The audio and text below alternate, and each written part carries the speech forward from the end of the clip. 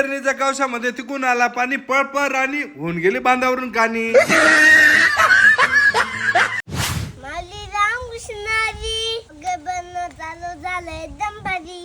पेरणी यंत्राची चैन तुटून गेली होती भाऊ. पावसाने सुटका दिली, पटकन चैन बसून घेतली. पाहुण्यांच्या हस्ते आज पुन्हा नारळ फोडून पेरणीला सुरुवात. या वर्षी आपण पूर्ण नुजू विडू सीड्सचं कॅप्सूल बियाणं घेतलंय. सर्वात महत्वाचं ह्याच कंपनीचं काय घेतलं, 1973 पासून ही आपल्या शेतकऱ्यांसाठी काम करत आहे. यांच्याकडे कापूस, गहू, ताग व इतर प्रकारचे बियाणे पण आहेत. सर्वात महत्वाचं आपली स्वदेशी कंपनी, कुठलीही फसवणूक नाही. अशा प्रकारे दना खन चालू केली ना भाऊ मके पेरण्याची सुरुवात. तुमच्याकडे पण मके पेरणी झाली का मला कमेंट मध्ये नक्की सांगा. ये हुई ना बात ए मेरी राणी, घेऊन आली ना पाणी. पाणी कशी चालू आहे तुमची पेरणी? एकदम दिलं ना भाऊ मग राणीला पण काम लावून. राजा राणीची जोडी चालली ना बोट्टंड मारून तू राट. प्रोफाइल मध्ये जाऊन आधीचे व्हिडिओ बघा, आवडले तर फॉलो करा एकदम जोरात. शेतीमधील नवीन प्रयोग रोज असण्यासाठी, नवीन काहीतरी पाहण्यासाठी आपलं भूषण दाल घ्या फॉलो करून, लाईक अँड शेअर. आपण नुजुडो कंपनीचं हे मागच्या वर्षी पण ट्रायल घेतली होती. अतिशय सुंदर उत्पन्न भेटलं होतं, त्यामुळे आपण पण यावेळेस तेच टाकत आहेत. आणि सर्व शेतकऱ्यांना विनंती आहे, आपल्या स्वदेशी कंपन्या आहेत त्यांचं बियाणं टाकण्याचं जास्त करून प्रयत्न करत चला, कारण कुठली फसवणूक होत नाही. त्या कारणामुळेच मी हे बियाणं आणि क्वालिटी पण उच्च दर्जाची भेटते.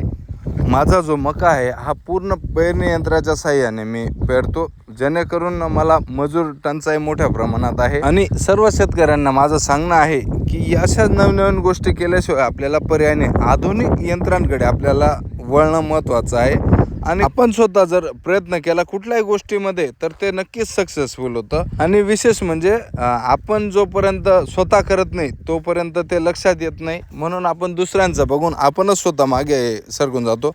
अशा प्रकारे बियाणं एकदम व्यवस्थित उचलत होतं. आपल्याला पूर्ण मका निघेपर्यंत सर्व व्हिडिओ बघायला भेटतील. चॅनलला सबस्क्राईब करायला विसरू नका आणि इंस्टाग्रामला पण फॉलो करायला विसरू नका. यासोबतच मी खुराक कुठल्याही प्रकारे टाकत नाही. ज्यावेळेस मी बेले घालणार त्यावेळेस मी खुराक टाकणार आहे. व्हिडिओ जास्तीत जास्त शेअर करा.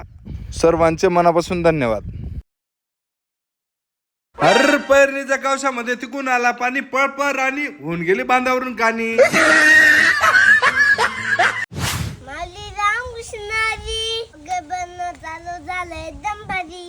पेरणी यंत्राची चैन तुटून गेली होती भाऊ. पावसाने सुटका दिली, पटकन चैन बसून घेतली.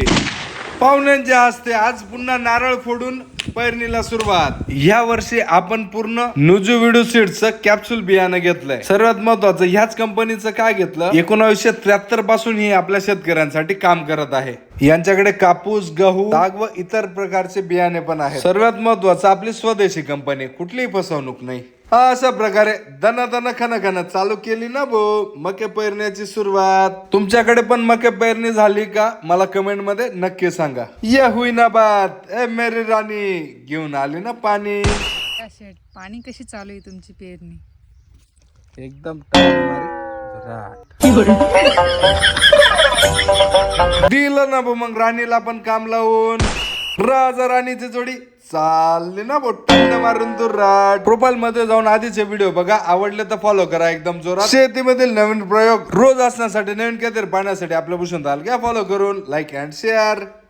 आपण नुजुडो कंपनीचं हे मागच्या वर्षी पण ट्रायल घेतली होती.